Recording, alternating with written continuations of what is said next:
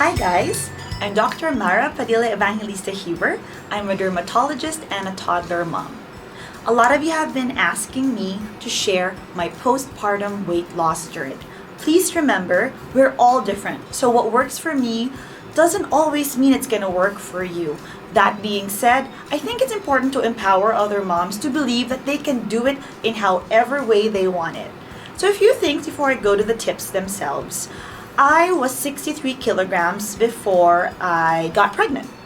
So when I gave birth, I was about 83 kilograms, and right now, 14 months after my cesarean section, I am 62 kilograms, so a little under my pre-pregnancy weight. I actually really started my weight loss journey when my daughter turned 6 months.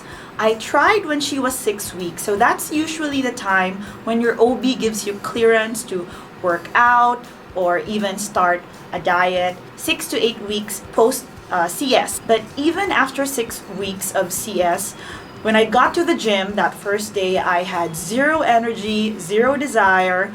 I just didn't want to do it. And I said it wasn't my priority. My focus was my daughter and myself. I had to first get used to being a mom before I really do anything about my body. And that's really important for us moms to remember.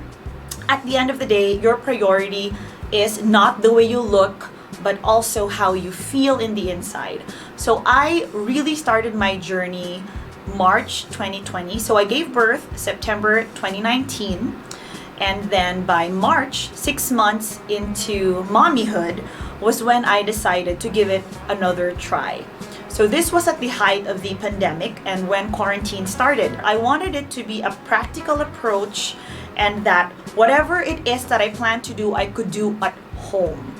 So I started my weight loss journey in March 2020. And throughout my weight loss journey, I was breastfeeding.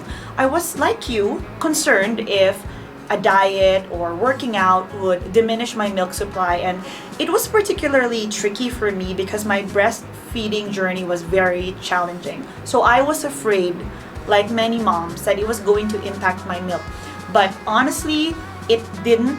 My milk production was very good throughout my diets, my exercises. I will say that I would sometimes develop clogged ducts when I would work out because I do heavy lifting. Actually, I only worked out from March to July and then I stopped. The reason why I stopped is I just couldn't find the time to do it, and I found that just controlling my portions actually was enough. So I was able to sustain my weight loss journey from March until now. I actually continued to lose weight again until I hit my pre-pregnancy weight just by controlling my portions.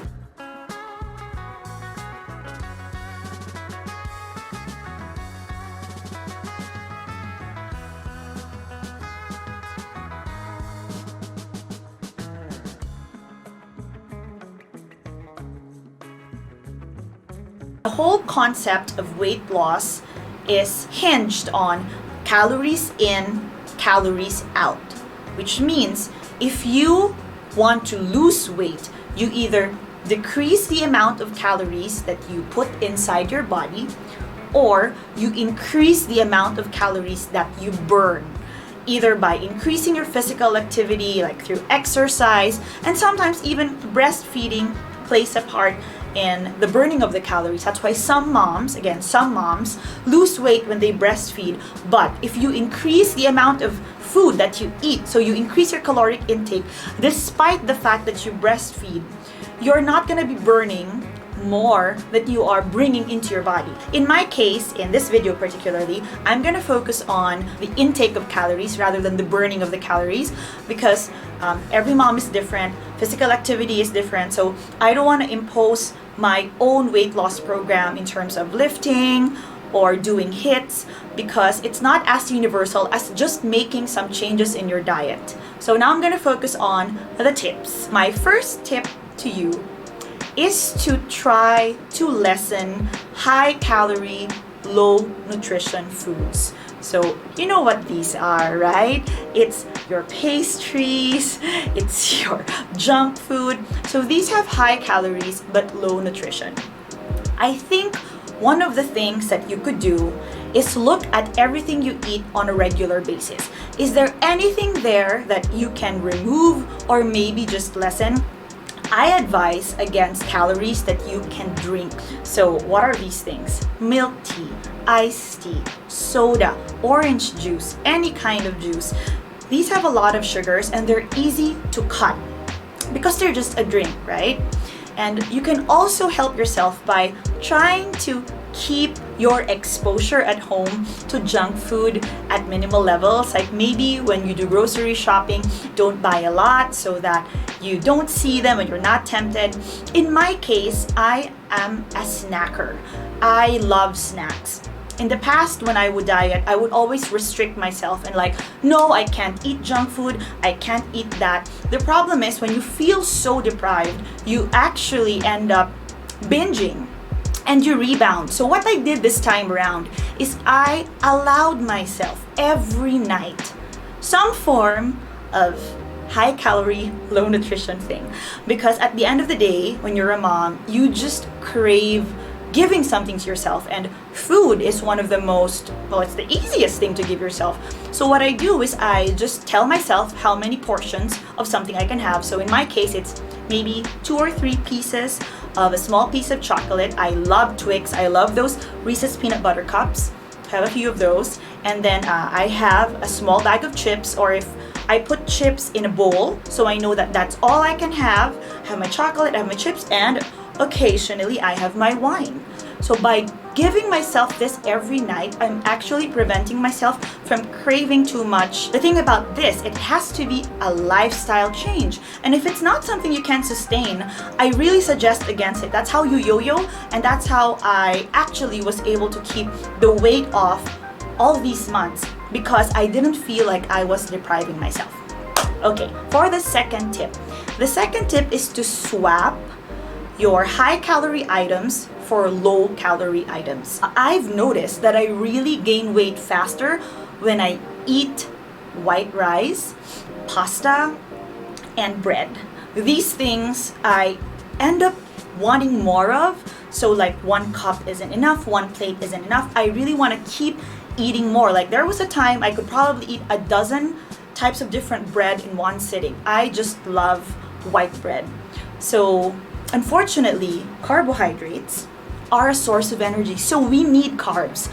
It is not correct to remove all carbs in your diet, because that is what gives you energy throughout the day. And it also makes you full. If you don't eat carbs, you're going to be hungry throughout the day, and you're going to keep eating stuff to make you feel full. So what you do is to try to swap these carbs that I've mentioned with healthier carbs, or carbs that are more likely to keep you full. So every meal that I have has some carbs. And what are the carbs I usually go to? I like quinoa because it also has high protein content.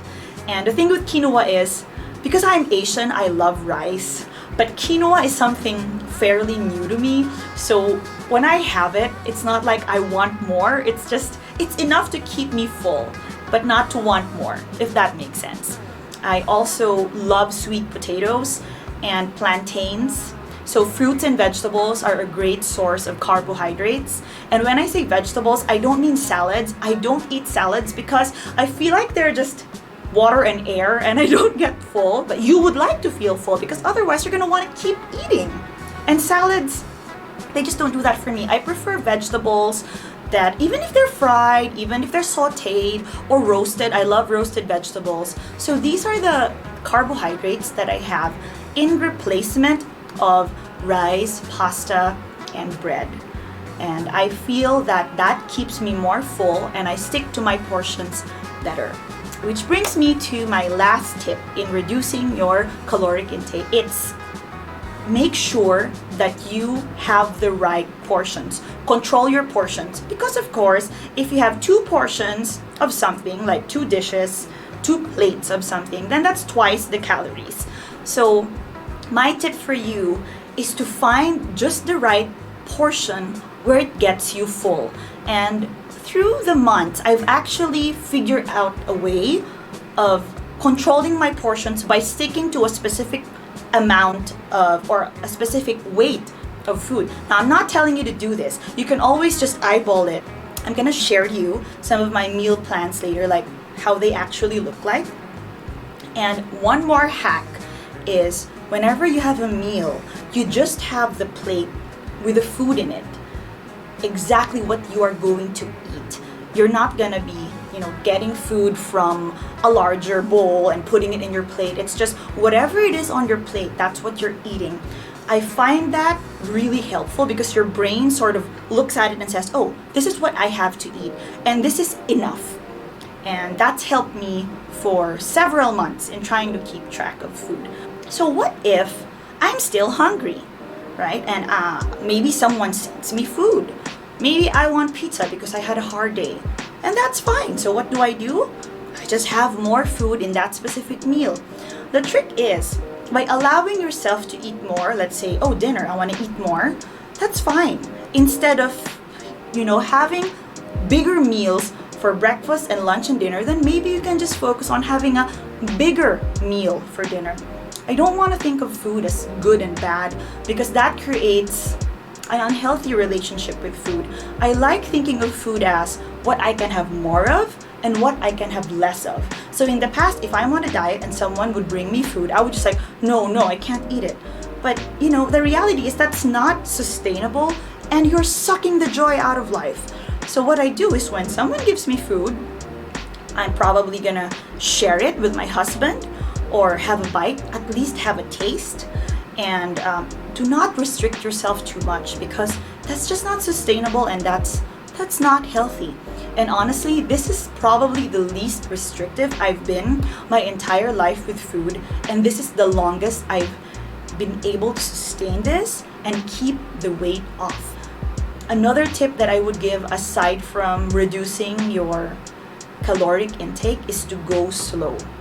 It's never a good idea to go cold turkey and then like tomorrow I'm on a diet because it's so different from what you're used to and it's gonna be harder to sustain. Always go slow, start slow and go slow. It's fine. So for example, if you're a rice eater, maybe in one meal you can try to just give yourself half of the rice serving that you usually have, and then for the other half you fill it in with vegetables. Or you can start one meal at a time. Maybe you change your breakfast first. And then when you're used to that decrease in calories from breakfast, then you can move on to your lunch. And then when you're used to that, then you can move on to your dinner. There's small changes along the way.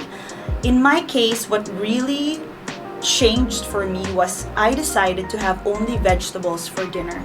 So by just having vegetables for dinner, I'm able to allow myself the occasional treat in the form of chips, in the form of chocolates and wine. Like I said, everything in moderation. So I hope that helped you guys build the confidence and realize that if you don't really have time to work out, you can always start by eating more mindfully. And you don't have to buy expensive, low-calorie food. You can just stick to the usual food you have, just in correct portions. Please allow yourself the joy of eating good food, which tend to be high calories and low nutrition sometimes. That's fine. You have much more to worry about, mama, than your weight. So whatever you do, remember you're beautiful in any shape, size, or form. Thanks for listening, and I hope that you learned something from me today.